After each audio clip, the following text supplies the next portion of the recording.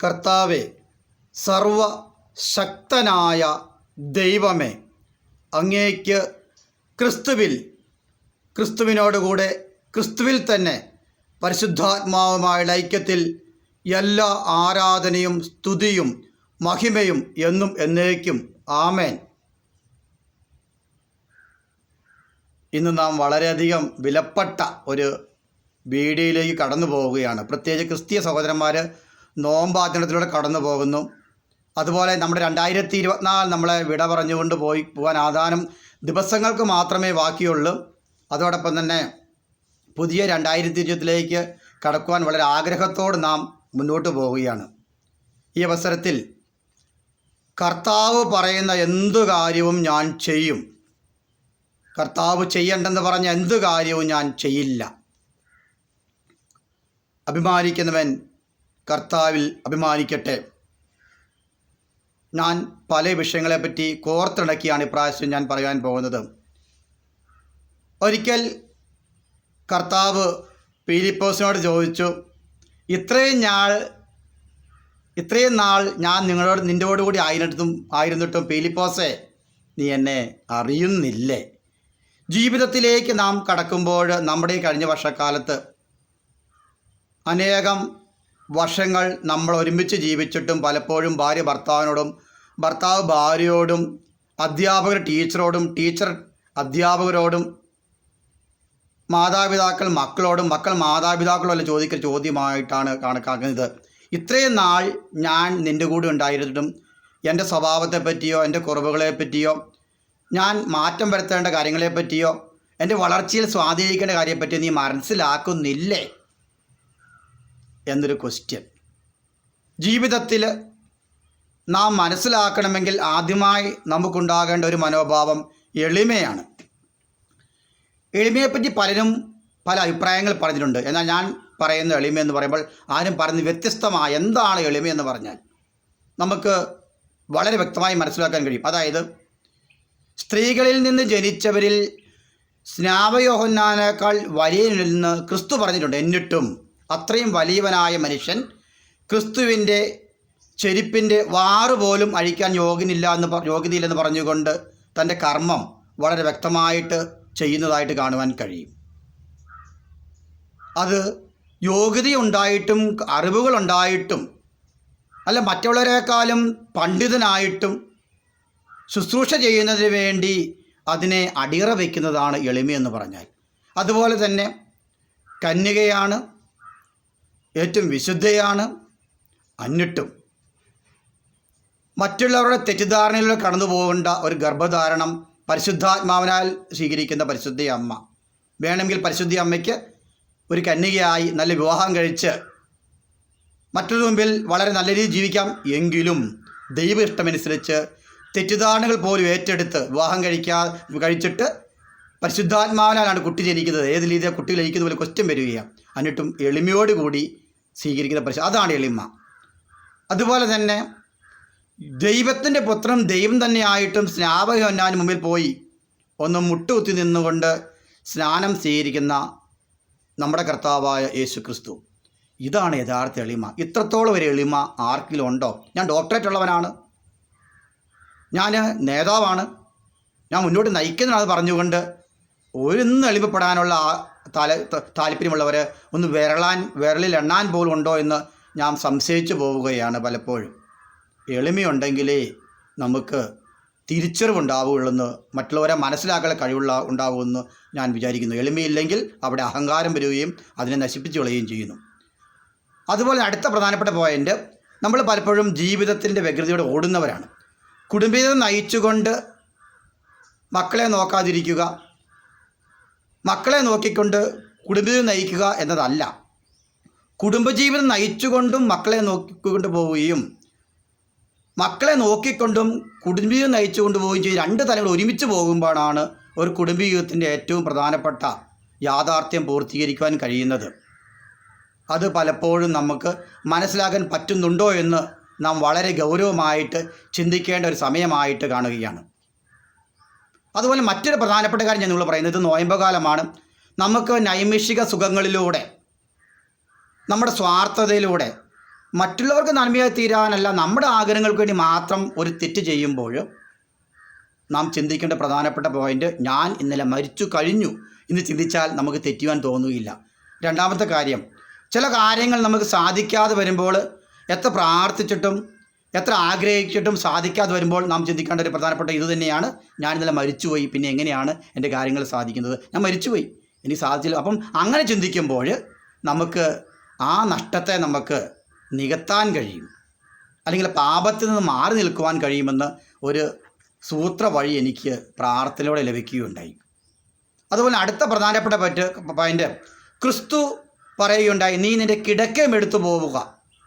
അപ്പോൾ പലപ്പോഴും നമ്മുടെ ഈ 2024 ജീവിതത്തിൽ സ്വന്തം കിടക്കകൾ നാം വഹിക്കാതെ മറ്റുള്ളവരാണോ നമ്മുടെ കിടക്കകൾ ഏറ്റെടുത്തേക്കുന്നത്, അല്ലെങ്കിൽ നമ്മുടെ കിടക്കയെടുക്കാതെ മറ്റുള്ളവരുടെ കിടക്കയിലാണോ നാം മുന്നോട്ട് പോകുന്നതെന്ന് ചിന്തിക്കുക. അങ്ങനെയെങ്കിൽ ഇതിൽ മറ്റുള്ളവരുടെ കിടക്കയെടുത്ത് പോവുകയാണെങ്കിൽ, മറ്റുള്ളവരുടെ കിടക്കയിലൂടെയാണ് നമ്മൾ ജീവിതം നയിക്കുന്നതെങ്കിൽ, അല്ലെ എൻ്റെ കിടക്ക മറ്റുള്ളവരാണ് ജീവിതം നയിക്കുന്നതെങ്കിൽ, അത് സത്യത്തിന് വേണ്ടിയും സ്നേഹത്തിന് വേണ്ടിയും ദൈവരാഗത്തിന് വേണ്ടിയാണെങ്കിൽ അവൻ രോഗിയാകുന്നില്ല. ഇവിടെ ക്രിസ്തു പറയുന്നത് തളർവാദം പിടിച്ചു കിടക്കുന്ന രോഗി എന്ന് പറയുന്നത്, അല്ലെങ്കിൽ രോഗിയായി കിടക്കുന്ന വ്യക്തിയോട് ഈശോ പറഞ്ഞ് നീ നിൻ്റെ കിടക്ക എടുത്തുകൊണ്ട് പോവുക. കാരണം അത്രയും നാളും അവൻ്റെ കിടക്കയെടുത്തല്ല പോയേ, അല്ല അവൻ്റെ കിടക്കയിലല്ല കിടന്നുറങ്ങിയത്, അല്ല അവൻ്റെ കിടക്കയനുസരിച്ച് ജീവിതം മുന്നോട്ട് നയിച്ചത്. മറ്റുള്ളവരാകാം, അല്ലെങ്കിൽ അവൻ്റെ കിടക്കയെ മറ്റുള്ളവരാകും. അപ്പോൾ കർത്താവ് പറയാം, നീ നിൻ്റെ കിടക്ക, സ്വന്തം കിടക്ക എടുത്ത് പോവുകയാണ് ഏറ്റവും നല്ല. അതല്ല മറ്റുള്ളവർ കിടക്ക പോകുന്നുണ്ടെങ്കിൽ മറ്റൊരു നന്മയ്ക്ക് വേണ്ടിയായിരിക്കണം, അല്ലെങ്കിൽ നമ്മൾ എന്തായി തീരും, രോഗിയായി തീരും. കാരണം ഒരു പക്ഷേ പാപത്തിലൂടെ നയിക്കുന്ന ജീവിതമായിരിക്കും, അല്ലെങ്കിൽ മറ്റ് സ്വാർത്ഥമോഹങ്ങൾക്കും നൈമിഷങ്ങൾക്കും വേണ്ടി ജീവിക്കുക. അതുകൊണ്ടാണ് ക്രിസ്തു പറയുന്നത്, നീ നിൻ്റെ കിടക്കെടുത്ത് പോവുക. നമ്മുടെ സ്വന്തം കിടക്കെടുത്ത് പോകാൻ 2024 ആഗ്രഹിക്കുന്നുവെങ്കിൽ നല്ലത്. അതല്ല മറ്റുള്ളവരെ സഹായിക്കുന്നതിന് വേണ്ടിയാണെങ്കിൽ അത് തെറ്റായി മാറുന്നില്ല എന്ന് വിശ്വസിക്കുന്നത്. അതാണ് ക്രിസ്തു നിൻ്റെ കിടക്ക എന്ന അണ്ടർലൈൻ. അതുപോലെ വേറൊരു കാര്യം ഞാൻ പറയാൻ ആഗ്രഹിക്കുന്നത്, ഞാൻ വളരെ നന്നായി ജീവിക്കണമെന്ന് ആഗ്രഹിക്കാറുണ്ട് ഓരോ വ്യക്തികളും. അതിനുവേണ്ടി സിന്ദൂര രേഖ അണിയാറുണ്ട്, കയ്യിൽ കൊന്ത പിടിച്ച് നടക്കാറുണ്ട്, അതുപോലെ ഓതിക്കൊണ്ട് നടക്കാറുണ്ട്, കൊന്ത പോലത്തെ മാല. അപ്പോൾ ചിന്തിക്കുന്ന കാര്യം, ഞാൻ ആഗ്രഹിക്കാത്ത കാര്യങ്ങൾ, ഞാൻ ചെയ്യാൻ പാടില്ലാത്ത ആഗ്രഹങ്ങൾ മറ്റുള്ളവർ ചെയ്തു തരണമെന്ന്, മറ്റുള്ളവർ നടക്കണമെന്ന് ആഗ്രഹിക്കുമ്പോൾ അത് തെറ്റായിപ്പോയി. എന്നാൽ ഞാൻ ചെയ്യാൻ പാടില്ലാത്ത കാര്യങ്ങൾ മറ്റുള്ളവരും ചെയ്യാൻ പാടില്ല. നേരെ തിരിച്ച് നമ്മൾ ചെയ്യുകയില്ല, പക്ഷേ ആനുകൂല്യം നമുക്ക് മറ്റുള്ളവർ കിട്ടും, അപ്പോൾ തെറ്റായിപ്പോയില്ലേ? അങ്ങനെയല്ലേ പലപ്പോഴും ചിന്തിക്കാറുള്ളത്.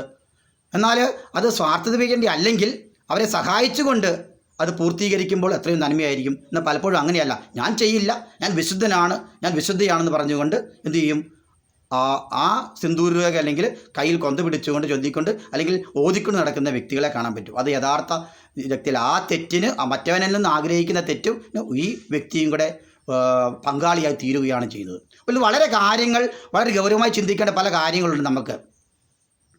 അപ്പോൾ ഒരു ദൈവമെന്ന് പറയുമ്പോൾ എന്താണ്? ദൈവമെന്ന് പറയുമ്പോൾ നമ്മൾ ആദിപരശക്തി, ആദിപരമ്പൊരുൾ, ആദിയിൽ വചനമുണ്ടായി. ഇതിൽ ആദി എന്ന് പറയുന്നത് കണ്ടില്ലേ, ആദി പരം പൊരുൾ, ആദി പരം ശക്തി, ആദി ദൈവമുണ്ട്. അപ്പോൾ ഒരൊറ്റ കാര്യം, ഒറ്റ ദൈവം മനുഷ്യനുള്ള, അപ്പം അത് ക്രിസ്തു, ദൈവം തന്നെയായ കർത്താവായ ക്രിസ്തുവിൻ്റെ ആ വചനമാണ് ജീവനുള്ള ദൈവത്തിൻ്റെ പുത്രനായ മിശിഹ എന്ന് പറയുന്നത്. ജീവനുള്ള ജീവൻ നൽകുന്ന അതാണ് മനുഷ്യരെ പരസ്പരം കൂട്ടിച്ചേർത്ത് കൊണ്ടുപോകുന്നത്, പരസ്പരം യോജിപ്പിച്ച് കൊണ്ടുവന്നത്. എനർജറ്റിക് റിലേഷനിലൂടെ, സത്യസന്ധതയിലൂടെ എനർജിപ്പിച്ചു. അതിനപ്പുറത്ത് എന്തെങ്കിലും ഉണ്ടെങ്കിൽ അത് നെഗറ്റീവ് എനർജിയും കൊണ്ടും പോകാം. പക്ഷേ ക്രിസ്തു എന്ന ആ സത്യമാണ് നമ്മളെ കൂട്ടിയിണക്കി കൊണ്ടുപോകുന്നത്. അതാണ് ആദിയിൽ വചനം, ആദി പരമ്പൊരുൾ, ആദിയിൽ വചനം, ആദി പരമ്പൊരുൾ എന്തൊക്കെ പറയുന്നത്, ആദിപരശക്തി എന്നൊക്കെ പറയുമ്പോൾ, അപ്പോൾ ദൈവം എന്ന ആ ശക്തിയെ ചൂണ്ടിക്കാണിക്കുന്നതിന്, അപ്പോൾ ആ ക്രിസ്തു എന്നത് ഒരു മതത്തിൻ്റേതല്ല, സർവരുടെയും കൂട്ടി യോജിപ്പിച്ച് കൊണ്ടുപോകുന്ന ജീവൻ നൽകുന്ന ദൈവത്തിൻ്റെ പുത്രനായ മിശിഹ. ജീവൻ, നീ ജീവനുള്ള ദൈവത്തിൻ്റെ ജീവൻ എന്നാണ് പ്രധാനപ്പെട്ട കാര്യം. അതിൽ കൂടുതൽ ഞാൻ പറയാൻ ആഗ്രഹിക്കുന്നില്ല. അപ്പോൾ നമ്മൾ മനസ്സിലാക്കേണ്ടിയിരിക്കുന്നു. അതുപോലെ തന്നെ അടുത്തതായി പറയാനുള്ള പ്രധാനപ്പെട്ട കാര്യം, ഒന്ന് നമുക്ക് നമ്മുടെ ജീവിതത്തിൽ നമുക്ക് പലപ്പോഴും പറയാറുണ്ട്, എൻ്റെ മകൻ എത്ര ധ്യാനം കൂടിയിട്ടും അവൻ മദ്യപാനം നിർത്തുന്നില്ല, അല്ലെങ്കിൽ എൻ്റെ സഹോദരൻ എൻ്റെ അപ്പൻ ആരെങ്കിലും ആകട്ടെ. അപ്പോൾ ചിന്തിക്കേണ്ട കാര്യം, അവൻ ആ എനർജിയിൽ റിലേറ്റഡായി കിടക്കുകയാണ്, ബന്ധിപ്പിച്ച് കിടക്കുക. അപ്പോൾ ധ്യാനത്തിലൂടെ എന്താ ചെയ്യുന്നത്, അവനെ ആ അരൂപിൽ നിന്ന് വേറെ അരൂപിലേക്ക് മാറ്റിക്കൊണ്ടുപോകും. എന്നിട്ടും അവൻ എങ്ങനെയാണ് മാറേണ്ടത്, അവൻ ചിന്തിക്കേണ്ടിയിരിക്കുന്നു. എനർജി മാറ്റിക്കൊടുത്തവൻ വരുമ്പോൾ ചിന്തിച്ചില്ലെങ്കിൽ അതിൽ ആദ്യത്തെ ഇരട്ടി ശക്തിയോടുകൂടി അവനെ ആദ്യത്തെ എനർജി വന്ന് കീഴടക്കും. അങ്ങനെയാണ് വീണ്ടും മദ്യപാനത്തിലേക്കും എല്ലാ ദുശ്ശീലത്തിലേക്കും, അത് മദ്യപാനം, സ്വയഭോഗം, സ്വഗർഭഭോഗം, വ്യഭിചാരം, എല്ലാ തെറ്റുകളിലേക്കും കടന്നു പോകുന്നത്, നൈമിഷിക സുഖങ്ങളിലേക്ക് കടന്നു പോകുന്നത് എന്ന് ഞാൻ വിശ്വസിക്കുകയാണ്. അപ്പോൾ ആ എനർജിസ് മാറ്റി നമുക്ക് തരുമ്പോൾ അതിനെ യോജിപ്പിച്ചുകൊണ്ട് എങ്ങനെയെങ്കിലും ദൈവവിശ്വാസത്തിലൂടെ കടന്നു പോകാൻ കഴിഞ്ഞാൽ അവൻ അതിജീവിച്ചു പോകാൻ പറ്റും. അപ്പോൾ ഈ കഴിഞ്ഞ വർഷക്കാലം നമ്മൾ ജീവനെ സ്വരൂപിക്കുകയാണെന്ന് വിചാരിക്കുക.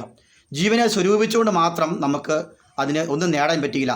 പക്ഷേ ഇനിയുള്ള കാലം അത് വിശദീകരണത്തിനും തിരിച്ചറിവിലേക്കും പോകേണ്ട കാലഘട്ടം എന്ന് പറഞ്ഞാൽ ആ അരൂപിയുടെ ആത്മാവിനെ, ആ ജീവൻ്റെ മൂല്യത്തെ, ജീവൻ്റെ സ്വരൂപത്തെ വിശദീകരണത്തിലൂടെ നമ്മൾ കൊണ്ടുപോകണം. നഷ്ടപ്പെട്ട ജീവൻ്റെ ബന്ധത്തെ നമുക്ക് ഒരുപക്ഷെ സ്വരൂപിച്ചെന്ന് വരാം. പക്ഷേ അതിനെ നമുക്ക് ആ ജീവൻ്റെ മൂല്യത്തെ നമ്മൾ വിശദീകരണത്തിലൂടെ ഒരു അടുക്കൻ ചിട്ടയിലേക്ക് കൊണ്ടുവരണം. ഈ അടുക്കൻ ചിട്ടയിലേക്ക് കടന്നു പോകുമ്പോൾ പല തെറ്റുകളും നമ്മൾ കാണപ്പെടും. അപ്പോൾ ആരെയും കുറ്റപ്പെടുത്തേണ്ട ആവശ്യമില്ല. പലപ്പോഴും നമ്മുടെ പരിശുദ്ധ കത്തോലിക്ക സഭയും സകല നാനാജാതി മതസ്ഥരും ഈ ജീവൻ്റെ മൂല്യത്തെ സൂക്ഷിക്കുന്നതിന് വേണ്ടി, നഷ്ടപ്പെട്ട ദൈവീയ ജീവനെ സ്വരൂപിക്കുന്നതിന് വേണ്ടി ഈ കഴിഞ്ഞ വർഷമെല്ലാം നഷ്ടപ്പെടുകയാണ്, 10-20 വർഷത്തോളം. അപ്പോൾ നമ്മുടെ ഭരണം തന്നെ ഇരിക്കുന്ന കേരളത്തിലെ നമ്മുടെ മുഖ്യമന്ത്രിയൊക്കെ ഒത്തിരി കഷ്ടപ്പാടിലൂടെ ഈ കലിയുഗത്തിൽ ഈ കഷ്ടപ്പാടിലൂടെ തെറ്റിദ്ധാരണയിൽ കടന്നു പോകുമ്പോൾ വളരെ കഷ്ടപ്പെട്ട് അദ്ദേഹം ചങ്കൂറ്റത്തോടു കൂടി പ്രതിപക്ഷ നേതാവൊക്കെ കൂടി വളരെയധികം കഷ്ടപ്പാടിലൂടെ ഒരുമിച്ച് പോവുകയായിരുന്നു. അപ്പോൾ ഇതിനെ തെറ്റിദ്ധരിച്ച് കാണുന്നവർ, പൊട്ടത്തരമായിട്ട് കാണുന്നവർ, വിവേചനമില്ലാത്ത കാണുന്ന ഒത്തിരി പേരുണ്ട്. അത് നമ്മൾ മാറ്റി നിർത്തേണ്ട സമയമായി എന്ന് ഞാൻ ആഗ്രഹിക്കുന്നു. അപ്പം നമ്മൾ പലപ്പോഴും പറയും, ആരും മദ്യപിക്കാൻ ഗവൺമെൻറ് പറയുന്നില്ല, ആരും ലോട്ടറി എടുത്ത് നശിക്കാൻ ഗവൺമെൻറ് പറയുന്നില്ല, ആരും മോശമായി ജീവിക്കാൻ ഗവൺമെൻറ് പറയുന്നില്ല, ലോട്ടറി ഒറ്റ ടിക്കറ്റ് ഉണ്ടായിരിക്കട്ടെ എന്ന് പറയുന്നുള്ളൂ. 3, 10, 100 ഒന്നുമല്ല, ഒറ്റ ടിക്കറ്റ് നിങ്ങളുടെ വെച്ചുണ്ടായിരിക്കട്ടെ. മദ്യപാനം ആരോഗ്യഹാനികരം എന്തൊക്കെ ആവശ്യങ്ങൾ എഴുതി വെച്ചിട്ടുണ്ട്. പിന്നെ നമ്മുടെ ഗവൺമെൻറ് ഈ കേരളത്തിലെ ജനങ്ങളെല്ലാം നന്നായിട്ട് കഠിനാധ്വാനം ചെയ്ത് ആധ്യാത്മികവും ഭൗതികമായി വളർന്ന് നല്ല മനുഷ്യരായി ജീവിക്കണം, നല്ലൊരു ആരോഗ്യ ജീവിതത്തെ കേരളത്തെ പടുത്തുയർത്തണമെന്ന് ആഗ്രഹിച്ചു പോകുന്ന ഒരു മുഖ്യമന്ത്രിയും ഒരു പ്രതീക്ഷമാണ് നമുക്കുള്ളത്. അതുപോലെ തന്നെ എല്ലാറ്റുപരിയായി ആത്മീയ നേതാക്കന്മാരായ പരിശുദ്ധ കത്തോലിക്ക സഭയും സകല നാനാജാതി മതസ്ഥരും സഭാവിഭാഗങ്ങളും. അപ്പോൾ പരിശുദ്ധ കത്തോലിക്ക സംബന്ധിച്ചിടത്തോളം എല്ലാവരെയും ജീവൻ്റെ ചൈതന്യത്തിലൂടെ വെളിച്ചത്തിലൂടെ നയിക്കാൻ ഇതിനെപ്പറ്റി ശക്തിയില്ല. അത്ര ശക്തിയുള്ളതാണ് പരിശുദ്ധ കത്തോലിക്ക സഭ. അപ്പോൾ നമുക്ക് ഈ വരുന്ന 2000-ലേക്ക് ചിന്തിക്കാം. ഈ പറഞ്ഞ കാര്യങ്ങൾ ചിന്തിക്കാനായിട്ട് ഞാൻ നിങ്ങൾക്ക് കിട്ടുക. ഇത് ഒരിക്കലും ന്യായീകരണത്തിനോ നിങ്ങൾ അടിച്ചേൽപ്പിക്കാനൊന്നുമല്ല, നമ്മളെല്ലാവരും ഒരുമിച്ചാണ് പോകുന്നത്. അത് വളരെ പ്രധാനപ്പെട്ട കാര്യമാണ്. ഇപ്പം ഞാൻ എന്നെ തെറ്റി പറയുകയാണ് ഞാൻ ആഗ്രഹിക്കുന്നൊരു കാര്യം. ഇപ്പം ഞാൻ വാക്യ സമയങ്ങൾ ഒന്നും ഒളിച്ചു വെക്കേണ്ട ആവശ്യമില്ല. ഒരു കാര്യം, ഞാൻ വാക്യ സമയങ്ങളൊക്കെ ആയുർവേദം കൊടുക്കാൻ പോകാറുണ്ട്. പിന്നെ അതെന്തിനാണെന്ന് വെച്ചാൽ വാക്യ സമയങ്ങൾ വേസ്റ്റാക്കാതിരിക്കാനും അനേകം പേരായിട്ട് ബന്ധം കിട്ടുന്നുണ്ട്, അനേകം പഠിക്കാൻ പറ്റുന്നുണ്ട്, അനുഭവ ജ്ഞാനങ്ങൾ കിട്ടുന്നുണ്ട്. കുറച്ച് പൈസ കിട്ടുമ്പോൾ അവർ നല്ല കാര്യങ്ങൾ കൊടുക്കും, കുറച്ച് എൻ്റെ ചിലവിന് എടുക്കാറുണ്ട്. അതിപ്പം എൻ്റെ മാരേജ് കാര്യങ്ങൾ പറയാം, വേണ്ടാന്ന് പറഞ്ഞാൽ വേണ്ടാന്ന് തന്നെ വെക്കും. അതോടൊപ്പം യൂട്യൂബ് ചാനലിൽ പൈസ ഉണ്ടാക്കാനൊന്നുമല്ല, യൂട്യൂബ് ചാനൽ അതുപോലെ തന്നെ നല്ല കാര്യങ്ങൾക്ക് വേണ്ടി വേണ്ടിയാണ് അത് ഉണ്ടാക്കിയിരിക്കുന്നത്. അത് നല്ല കാര്യങ്ങൾ ഷെയർ ചെയ്യാൻ, അതോടൊപ്പം തന്നെ ഇതിൽ വരുമാനം കിട്ടിയാൽ നമുക്ക് നല്ലവർക്ക് കൊടുക്കാം, പാവപ്പെട്ടവർക്ക് കൊടുക്കാൻ പറ്റും. നമ്മുടെ മെഡിക്കൽ കോളേജിൽ ഒത്തിരി രോഗികളുണ്ട്. അപ്പോൾ അങ്ങനെ ചിന്തിക്കുക. അപ്പം ആരെങ്കിലും അഥവാ ഞാൻ പോകുന്നത് തെറ്റാണെന്ന് പറഞ്ഞാൽ ഞാൻ എന്തായാലും നിർത്തും. 2000 വേണ്ട, അങ്ങനെ പോകരുതെന്ന് പറഞ്ഞാൽ ഒരു പരിപാടിക്ക് ഞാൻ പോയാൽ എനിക്ക് ഒത്തിരി സമയം ബാക്കി കിട്ടുകയും ചെയ്യും. പക്ഷേ ഇതൊക്കെ നന്മയ്ക്ക് വേണ്ടിയാണ്, കൂടുതൽ കാര്യങ്ങൾ നന്മ എന്നുള്ള വഴിയായിട്ടാണ് ഞാൻ കണക്കാക്കുന്നത്. ഒത്തിരി കാര്യങ്ങൾ പറയാൻ ആഗ്രഹിക്കുന്നില്ല. അപ്പോൾ ഈ പശ്ചാത്തലത്തിൽ സമയത്തെ നമ്മൾ ധ്യാനമാക്കി മാറ്റണം. സമയത്തെ ആക്കി മാറ്റണം? ധ്യാനമാക്കി മാറ്റണം, അല്ലെങ്കിൽ സാധനയാക്കി മാറ്റണം. സാധനയെ സ്വയം വിശദീകരണത്തിന് വേണ്ടി ഉപയോഗിക്കണം എന്നാണ് ഞാൻ 2020-ലേക്ക് എല്ലാവരോടും പറയാൻ ആഗ്രഹിക്കുന്നത്. ഞാനടക്കമാണ് സമയത്തെ ധ്യാനമാക്കുമ്പോൾ എങ്ങനെ ചെയ്യണം, എന്ത് ചിന്തിക്കണം, എന്ത് മനസ്സിലാക്കണം എന്ന് ചിന്തിച്ചു പോകാനുള്ളൊരു വഴിയായി തീരും. അതുപോലെ തന്നെ ആ വഴിയെ നമ്മൾ എന്ത് ചെയ്യണം, നമ്മൾ സ്വയം വിശദീകരണത്തിന്, മറ്റുള്ളവരെ വിശദീകരണം നമ്മൾ പോകണ്ട. സ്വയം വിശദീകരിക്കുമ്പോഴാണ് മറ്റുള്ളവരും നന്നാകുന്നത്. പലപ്പോഴും നമ്മൾ മറ്റുള്ളവരെ വിശദീകരിക്കാൻ നോക്കുന്നത്. ഞാനടക്കം നമ്മൾ ഓരോ സ്വയം വിശദീകരിക്കുമ്പോൾ നമ്മൾ അനുഗ്രഹിക്കപ്പെട്ടവരായി തീരും. അപ്പോൾ ഒത്തിരി നന്ദിയുണ്ട്. ഞങ്ങളുടെ കാര്യങ്ങൾക്കെല്ലാം എന്ത് ചോദിച്ചാലും ഞങ്ങൾക്ക് പറ്റുന്നതാണ് ചെയ്തു തരുന്ന എൻ്റെ ഞാൻ അറിയാതെ പറഞ്ഞു പോയി, എൻ്റെ തന്നെ മുഖ്യമന്ത്രി, അതുപോലെ സകല ഭരണാധികാരികൾ, കത്തോലിക്ക സഭ, സകല മതനേതാക്കന്മാർ, പ്രത്യേകം പ്രതിപക്ഷത്തെ എടുത്ത് പറഞ്ഞു. കാരണം അത്രയ്ക്ക് നല്ലൊരു പ്രതിപക്ഷമുള്ളത്. ഒച്ചപ്പാട് ബഹളമൊന്നും ഉണ്ടാക്കാൻ നല്ല കാര്യങ്ങൾക്ക് വേണ്ടി എപ്പോഴും മാറി നിൽക്കുന്ന നല്ലൊരു പ്രതിപക്ഷ നേതാവ്, വളരെ അറിവും ജ്ഞാനവും ബുദ്ധിയും തിരിച്ചറിവുമുള്ളൊരു പ്രതിപക്ഷ നേതാവ്. അതപ്പോൾ മുഖ്യമന്ത്രിയെ പറ്റി പറയുന്നത് അത്രയും വലുതാണ്. അത്ര ചങ്കൂറ്റമുള്ള നേതാവാണ് നമുക്കുള്ളത്. നല്ല ഒത്തിരി കുറവുകൾ മാറ്റി നിർത്തുക. നമ്മൾ എന്ത് ചെയ്യണം, ഇനിയുള്ള കാലത്ത് നമുക്ക് പറഞ്ഞൊരു പ്രധാനപ്പെട്ട പോയിന്റ് നിർത്തുകയാണ്. ഒത്തിരി സമയമായി പോകും. അതായത് നമ്മൾ ചിന്തിക്കേണ്ട പ്രധാനപ്പെട്ട കാര്യം എന്താണ് ഞാൻ പറഞ്ഞത്, അതായത് നമ്മൾ സ്വരൂപിച്ച ആ ജീവൻ്റെ അരൂപിയെ വിശദീകരിക്കപ്പെട്ട് തിരിച്ചറിവിലേക്കും അതുപോലെ തന്നെ ഒരു അച്ചടക്കത്തിലേക്കും അതോടൊപ്പം ആത്മീയമായ ഭൗതികമായ പുരോഗതിയിലേക്ക് ഒത്തിരി നന്ദിയുണ്ട്. എൻ്റെ യൂട്യൂബിൽ ഒത്തിരി പരസ്യമൊക്കെ ഇട്ടവരൊക്കെ ഒത്തിരി 5 പൈസ പോലും എനിക്ക് പരസ്യക്കാർ തരണമെന്നില്ല, എല്ലാവർക്കും എൻ്റെ യൂട്യൂബിൽ ഇടാം. അപ്പം നിങ്ങളെയൊക്കെ ദൈവം അനുഗ്രഹിക്കട്ടെ. ഒത്തിരി പേര് എൻ്റെ യൂട്യൂബ് കണ്ടവരും പരസ്യം ഇട്ടവർക്ക് ഒത്തിരി നന്ദിയുണ്ട്. നിങ്ങൾക്ക് ഒത്തിരി ആധ്യാത്മികമായിട്ടും ഭൗതികമായിട്ടും 2025 വളരട്ടെ ഞാൻ പ്രാർത്ഥിക്കുകയാണ്. അതോടൊപ്പം ഞാൻ പറഞ്ഞ ഈ കാര്യം നമ്മൾ സ്വയം മറ്റുള്ളവരെ കുറ്റപ്പെടുത്താതെ നമുക്ക് നല്ല രീതിയിലേക്ക് പോകാൻ സർവശക്ത ദൈവം ഈ 2020 നമ്മൾ അനുഗ്രഹിക്കട്ടെ. അതുപോലെ നമുക്ക് ഈ സമയത്തെ നമുക്ക് ചിന്തിക്കാനും അല്ലെങ്കിൽ സമയത്തെ നമ്മൾ ഒരു ധ്യാനമാക്കി മാറ്റാനും അല്ലെങ്കിൽ സാധനയാക്കി മാറ്റാനും സാധനയെ സ്വയം വിസ്തീർണത്തിലേക്ക് കൊണ്ടുപോകാനും എന്നെയും നമ്മൾ ഓരോരുത്തരെയും ദൈവം അനുഗ്രഹിക്കേണ്ട പ്രാർത്ഥിച്ചുകൊണ്ടൊരു കൊച്ചു വാക്കുകൾ നിർത്തുകയാണ്. എല്ലാവർക്കും 1000 നന്ദി.